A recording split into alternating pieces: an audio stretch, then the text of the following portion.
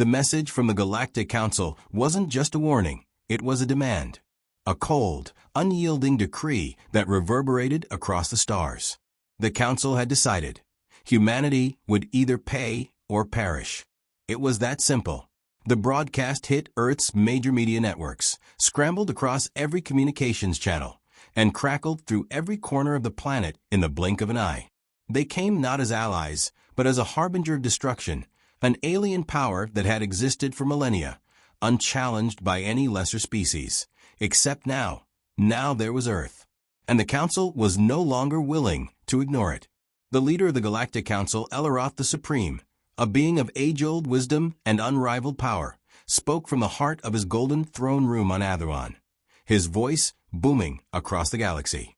His words pierced the airwaves of Earth, a flawless projection that left no room for misinterpretation. Humanity, he intoned, you have trespassed beyond the bounds of your insignificant solar system. Your growth threatens the delicate balance we have cultivated for countless ages. You now face a choice. Pay the galactic tribute of 1 billion tons of precious metals, or face obliteration. We have long tolerated your existence, but no longer. The Council does not negotiate with primitives. Decide quickly. Earth held its breath as the transmission ended. The silence that followed was heavy, suffocating.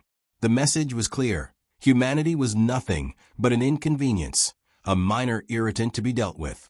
The Council had no interest in diplomacy or dialogue. They had already made their decision, and now it was time for Earth to make theirs. In the heart of Earth's capital, a meeting of the highest minds was called. The president of the United Earth Federation, Liana Cortez, sat at the head of the table. Around her, the leaders of Earth's military, diplomatic, and scientific branches gathered. The room was tense, the air thick with uncertainty. No one had expected this. No one had prepared for the Council's arrogance to turn into such an open declaration of war. We can't just give them everything they ask for, President Cortez said, her voice firm but filled with an unmistakable trace of concern. 1 billion tons of precious metals. That's not just a tribute, it's a surrender. The Council knows exactly what they're doing. They want to break us. They want us to bend the knee. General Marcus Ray, the commander of Earth's defense forces, crossed his arms over his chest. His eyes narrowed, a spark of defiance in them. They've underestimated us. All these years, they've dismissed us as nothing more than a backwater species. But they're wrong. We won't be extorted. Not by them, not by anyone. Ambassador Julian Kane, humanity's appointed representative to the Council, stepped forward, his gaze piercing. They want to test us, to see how far they can push. If we bend to their will now, the rest of the galaxy will see us as weak. They'll think they can walk over us every time.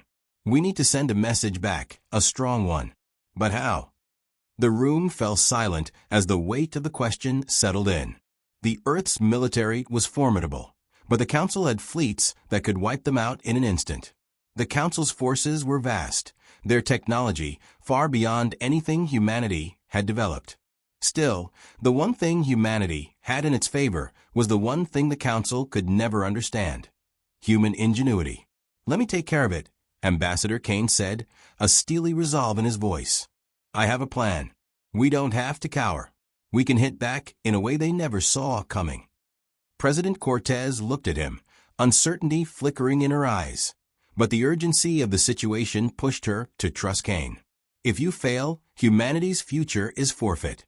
But if you succeed, well, you'll have our full support. Make it happen. Kane nodded sharply. The pieces were already in motion. His plan was risky, too risky for most, but it was the only chance they had. And if the Council thought humanity was an insignificant speck in the cosmos, they were about to learn the hard way just how wrong they were.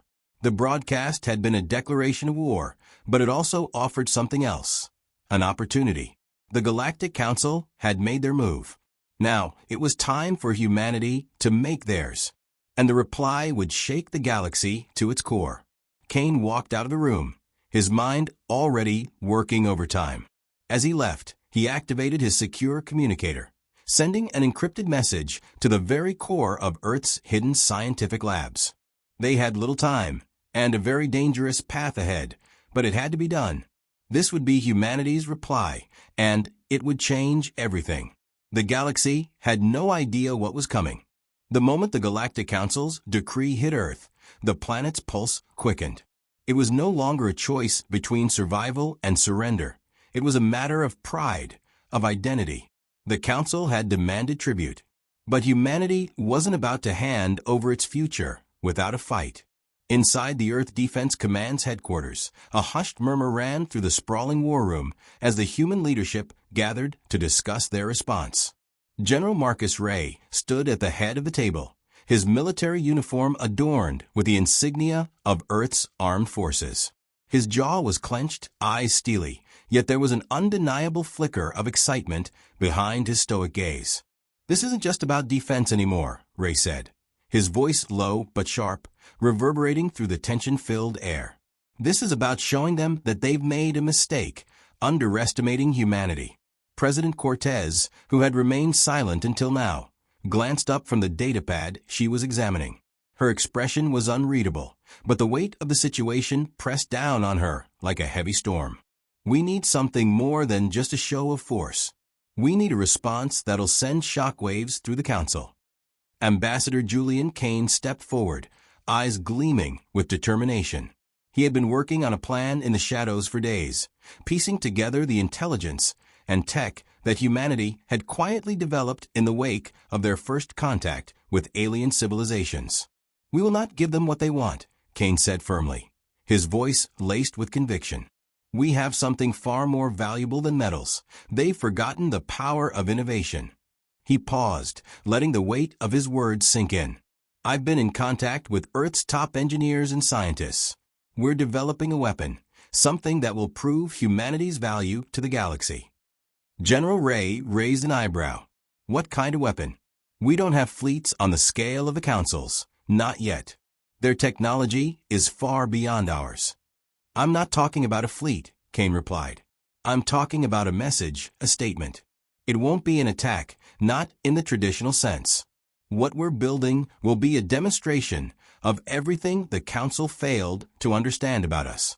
It'll make them rethink every assumption they've ever had about humanity." The room was silent as the implications of Kane's words settled in. A weapon that could force the Council to reconsider their stance, without a single shot being fired. It sounded impossible, but Kane was known for pulling off the unthinkable. If anyone could make it happen, it was him. "We need a way to ensure the Council gets the message loud and clear," Kane continued. "We won't just prove we're strong. We'll prove we're not afraid to stand our ground. I've already put in motion a prototype, a weapon unlike anything they've seen. But it'll only work if we show them exactly what we're capable of." Kane's voice was steady, but the weight of what he was suggesting was immense. He wasn't just asking for military support. He was asking for humanity to gamble its entire future on a single, high-risk idea. President Cortez sat back in her chair, contemplating. "How soon can you have it ready?" "Days," Kane said, the confidence in his tone unwavering. "But we need to keep this under wraps. The Council can't know what we're building. We move quickly, we move in silence." The President nodded slowly, her gaze sharp. "Do it. But if this goes wrong, if it backfires, we'll be forced to surrender, and the consequences will be catastrophic. Do you understand that?" "I do," Kane responded without hesitation. "But if we don't take this step now, we risk losing everything. If we let them walk all over us, Earth will never be the same." With a sharp exhale, President Cortez gave a single nod. "Make it happen." Outside the command center, as the plans went into motion, a strange sense of optimism began to spread across Earth's cities. Humanity, for the first time, was not being passive. They weren't simply waiting for the Council's judgment. They were preparing to flip the script. Kane's plan, while risky, had the potential to shift the entire balance of power. The message was clear. Humanity would not bend to the will of those who thought they could control it. As Kane prepared to meet with a team of scientists behind the weapon's design, a secure communication channel pinged on his datapad. He opened it to find a single message from an anonymous source. *, "The Council is watching." They already know you're planning something. You won't have the element of surprise. Asterisk. Kane's pulse quickened as the implications hit him. The Council was no longer just threatening Earth. They were actively anticipating a counterstrike. He had no time to waste. The plan had just gotten far more dangerous. The day the broadcast went live, the galaxy trembled. Earth had fired its shot, and the impact was felt across every corner of the known universe. The Galactic Council, for all its centuries of power, had never seen anything like this before. The message wasn't just a response, it was a challenge. It sent waves of unease rippling through the heart of the galaxy, where vast fleets and ancient civilizations had dominated for millennia. Earth had defied the Council, not with military force, but with something far more dangerous, a demonstration of their potential. Ambassador Julian Kane stood in the command center, his gaze fixed on the holoscreen, displaying the events unfolding across the galaxy. The weapon humanity had unleashed, still in its infancy, a prototype, had already broadcast a powerful signal, a shockwave that rippled through the fabric of interstellar communications. What the Council had seen was only the beginning. Has it been detected? Kane asked, his voice sharp. Not just detected, replied Dr. Elena Voss, the lead scientist behind the weapon. Her voice was a mix of excitement and tension, the signals already reverberating through their most secure channels. It's not just a message, it's a direct disruption to their systems. They won't be able to ignore it. Kane nodded, feeling the weight of the moment.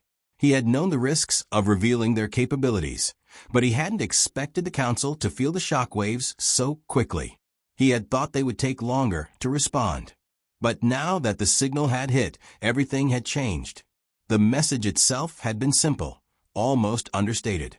A neutral tone, a deliberate lack of aggression. But the technology behind it was far from simple. The weapon had been designed to disable the Council's most powerful communication systems, sending a ripple of confusion and disarray through their fleets and command centers. A subtle demonstration of what humanity could do when pushed. Outside, in the heart of Earth's capital, the world was watching. News outlets around the globe were buzzing with questions, but no answers had yet arrived. The Council's silence spoke volumes, and the world held its breath. Earth had dared to strike back, but would it be enough? General Ray, Kane said, turning to the military commander who had been monitoring the global response. What's the status of Earth's fleets? Alert levels are high, Ray replied, his expression grim. Our military is on standby, but we can't rely on them alone. If the Council decides to retaliate, we're not ready. Not for a full-scale war. Kane understood the gravity of the situation. The weapon, while a significant blow to the Council's infrastructure, had only been a demonstration of intent. It hadn't been designed for a direct attack. It had been meant to force the Council into a corner, to make them reconsider their stance. Now, the next move had to be calculated, or humanity would pay the price. We'll need to act fast, Kane said, his voice low and steady. If we're going to survive this, we need to move beyond just making a statement. We need to show them we won't back down. But as the words left his mouth, a fresh notification came in. Kane's eyes narrowed as he read the message flashing across the screen. It's from a Council, Kane said, his voice barely above a whisper. They've issued a direct challenge. A new transmission blinked into view. This time, the Council was responding in person. A hologram of Eleroth the Supreme, the Council's leader, appeared in the command center. His towering, ancient form flickered to life, his cold eyes locking onto Kane's with unsettling intensity. Humanity's insolence has not gone unnoticed, Eleroth's voice boomed. Your actions have caused irreparable damage to our systems. You will pay the price for this interference. We will no longer extend the privilege of negotiation. You have made an enemy of the galaxy. Prepare for the consequences. The transmission ended as abruptly as it had begun, leaving the room in stunned silence. The Council had moved quickly, confirming what Kane had feared. Their response would not be one of diplomacy, but of force.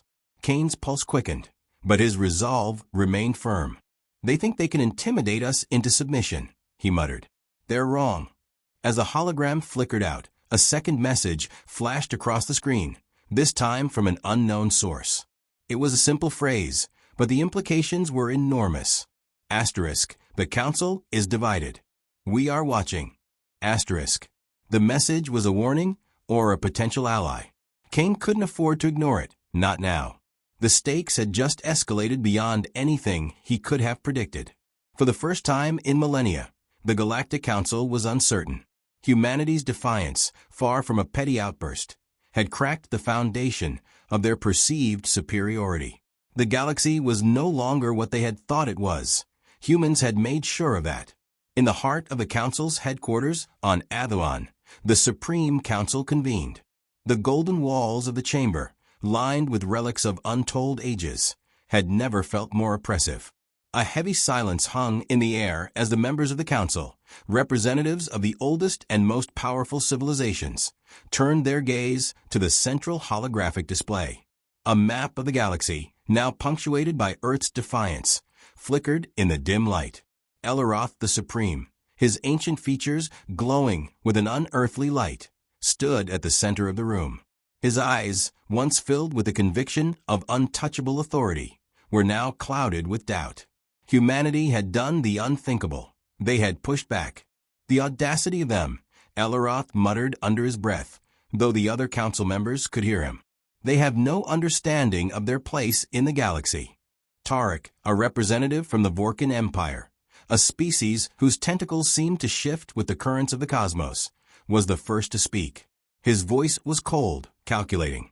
We underestimated them. Humanity is not the primitive species we thought them to be.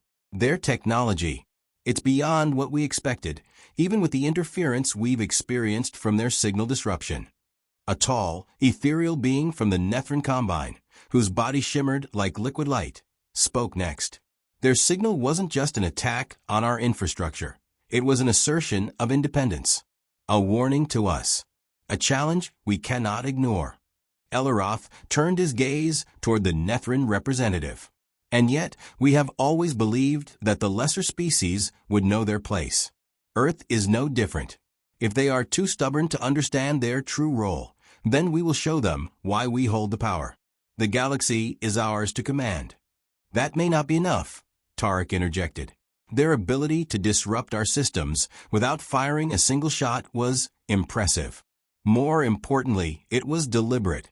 They knew exactly how to strike, and they did it in a way that challenges everything we've known. A flicker of unease passed through Eloroth's eyes. He was not accustomed to feeling vulnerable. Do not mistake this for strength. Earth is a threat, yes, but it is still a fledgling species, untested and wild.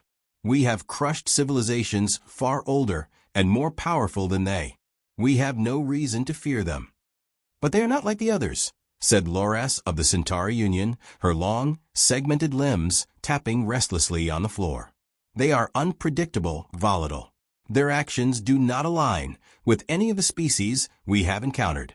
If they are willing to risk open rebellion, then we cannot rely on our usual methods. We need to rethink our approach. Eloroth stood motionless for a long moment, his mind calculating the possible outcomes. He had always believed in the Council's invulnerability, but something in his gut told him this was different.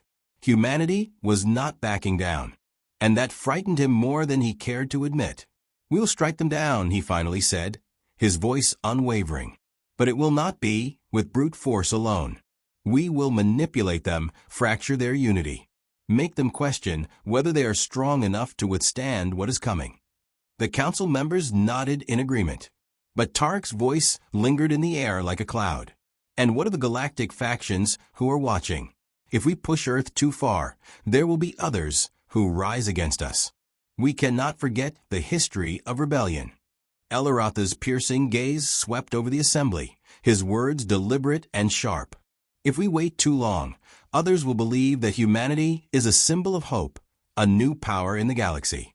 And if we allow that to happen, the very fabric of our dominance will begin to tear. There will be no turning back. No, we must act swiftly." A quiet hum of tension filled the room as the Council members weighed their leader's words. The stakes were higher than they had anticipated, and the choices made in the coming hours would shape the future of the galaxy. Meanwhile, on Earth, Ambassador Julian Kane watched the Council's transmission in grim silence. He had anticipated a response, but not this level of deliberation. The Council was divided, their power slipping. They hadn't expected humanity's resilience, and now they were struggling with how to handle it. Kane turned to General Marcus Ray, who stood at his side, his expression unreadable. "They're scared," Kane said softly. "They've never seen anything like this. The Council is fracturing. The more they struggle, the more they reveal their weaknesses." Ray nodded, but his face remained tense. "We can't afford to get complacent. They'll come for us with everything they have. The question is, are we ready?" Kane's eyes narrowed. "We'll be ready. But we need to keep pushing. We can't let them regroup." As Kane prepared to leave the room, a message flashed across his screen.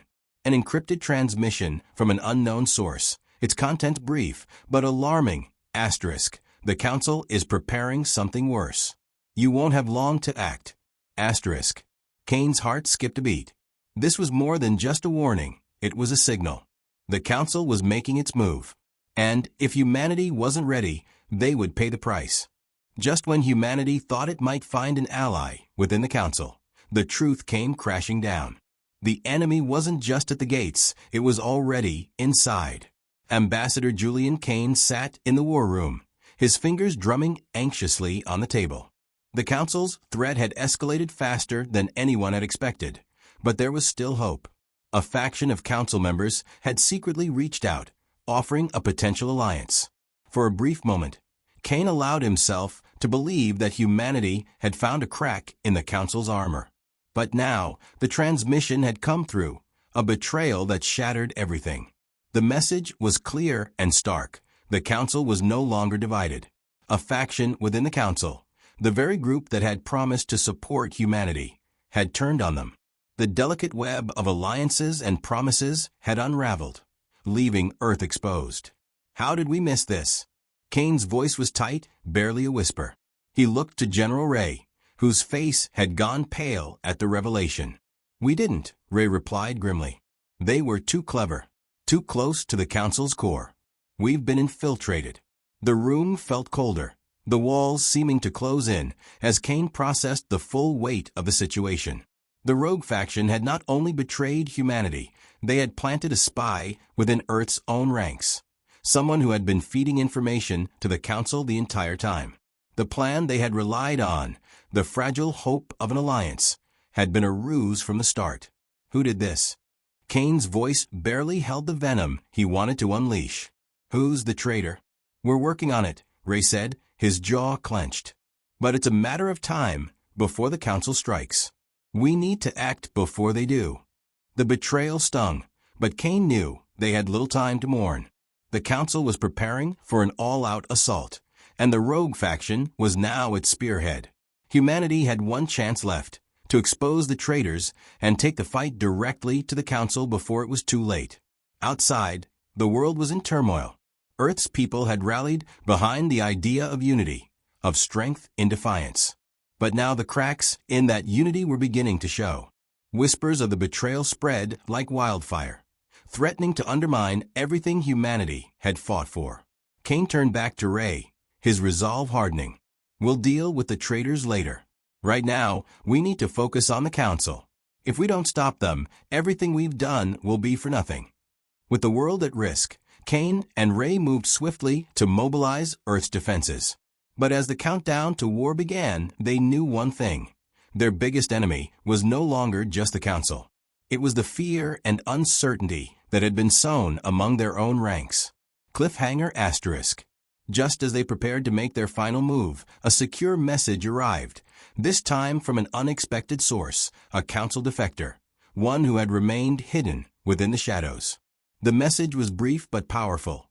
Asterisk. The Council plans to strike within the next 24 hours. You will have one chance to stop them, but it won't come without sacrifice. Asterisk. Hashtag Chapter 6. Humanity's Final Stand. Opening hook asterisk. The countdown was ticking. Earth had only one option left. push back with everything they had, or risk being wiped from existence.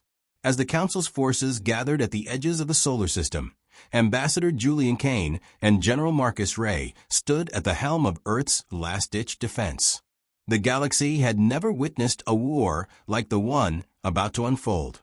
Earth, once seen as weak and insignificant, had become a force that would either change the course of history or be crushed beneath the Council's boot. "This is it," Ray said, his voice steady but filled with the weight of their final decision. "If we fail now, it's over." Kane nodded. The situation was dire, but he had no intention of surrendering. Humanity wasn't going to bend, no matter the odds. The fleet was ready, Earth's defenses prepared for the first real conflict of their history. But something fell off. The betrayal had left a scar, one that could be exploited by the Council. They had no choice but to make the first move, or else they risked being attacked with no recourse. "We strike first," Kane said, his voice unwavering. "We hit them hard, fast, and before they know it, we show them just how far we've come." As Earth's fleet moved into position, the vastness of space seemed to shrink. Every soldier, every technician, every person who had ever doubted their place in the universe now had a singular purpose: to prove that humanity was more than just a blip in the galaxy. They were a force to be reckoned with. On the bridge of the countdown had begun.